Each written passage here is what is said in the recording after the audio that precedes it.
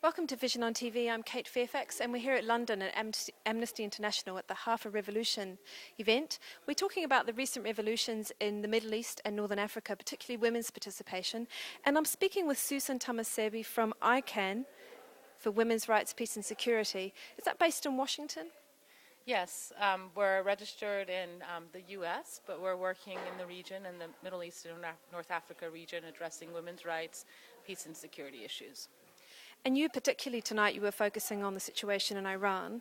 And one of the things you said was, it's finally our turn. What did you mean by that? Well, actually what I meant was, it's finally our turn, women's turn in the region. And that, this region has, in the last couple of years, experienced a lot of turmoil and uprisings asking for democracy, and it's our time in this region to demand women's rights. One of the things in particular you mentioned, there were 5 key challenges in the region facing women and men, presumably, who are advocating for women's rights. Could you talk a little bit about those? Sure. I think Western audiences, when they saw women involved in these protests and these revolutions, were very surprised to see that. But I wasn't surprised to see that because I had been living in Iran for 11 years, since 1999, and I saw that women are a big part of daily life. For example, in Iran, 65% of university students are women, so women are more educated than their male counterparts.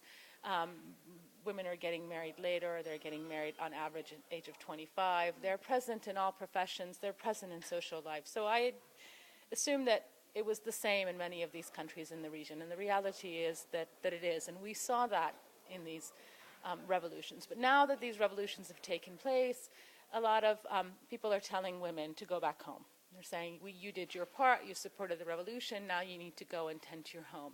And they're working to limit the space of women in ways that women have never experienced before in the past. For example, in Tunisia, which has very progressive laws, women are now being targeted for their dress in public spaces. They're being targeted for their activism.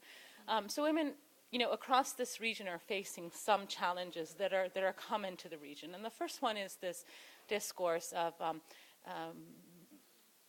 Islam and culture versus human rights. So women are being told that demanding equality, demanding more rights is alien to our culture, that it's a Western import, it's not indigenous, so you shouldn't ask for it, and our culture and our religion says that women should have different rights. And the reality is that that's actually not true, that human dignity is as much part of Islamic culture as it is part of any other culture. And universal human rights standards are universal, so they're part of the human experience. They represent that, so that the human experience is as much Eastern and Islamic as it is Western and Christian, for example. And so you hear these two posed against each other, and sometimes you have international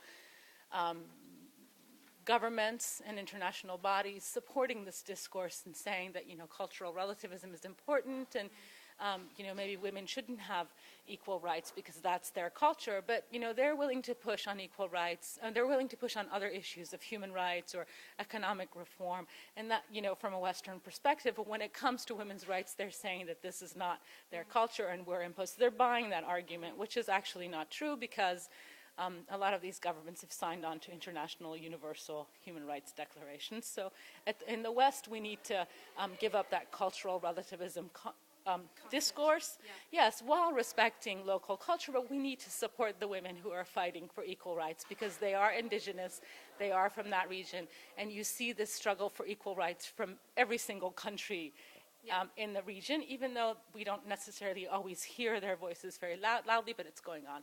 So can I ask a little bit about Iran? You're involved in a very specific campaign, a 1 million signatures campaign. Can you tell us about that? Yes. We started a campaign in 2006 to try to change some of the laws that discriminate against women, and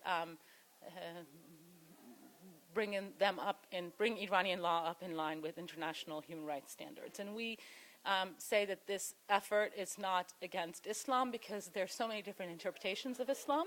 We're asking for our laws to be changed and brought up in line with international human rights standard, but we're not, taking a negative approach toward Islam. We're respecting the fact that there are different interpretations. And we started this campaign in 2006, It has two elements to it. One is to talk to the public and educate them, because we feel that cultural education is just as much as important as legal changes. But the other element is to actually collect signatures in support of a petition asking the parliament to change the laws.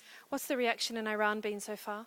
Well, I think that right now Iran is experiencing it's sort of a more, after our elections in 2009 and the protests that happened after that, is experiencing a lot of pressure on civil society. And so the campaign, or not just the campaign, all long-term sort of efforts like the campaign have taken a backseat to more immediate issues. For those of us who'd like to support the campaign, however, how could we get involved? Well, this is what I'm saying. The campaign is not as active as it was a couple of years ago. But there's still a lot of women's groups working on women's rights, and the campaign group is also working on women's rights, but maybe not in the same way that it had before. It has reorganized and doing different things. There are a lot of workshops that are being held on violence, addressing violence. Right now, one of the big concerns that Iranian women have that was reflected on March 8th, International Women's Day, is the concern with possibility of war and the pressure that sanctions are creating and imposing on women in particular. And so some of our members in the campaign, actually, they videotape messages talking about why they were opposed to war, and people can go and take a look at that on the campaign's website. And the name of our campaign is Change for Equality. So if they just search that, they can find our website. They go to the English section and they can see these video messages why women in Iran or women's rights activists are opposing war. This is a big concern. Thank you so much for speaking with us, and thanks for watching Vision on TV. Cheers.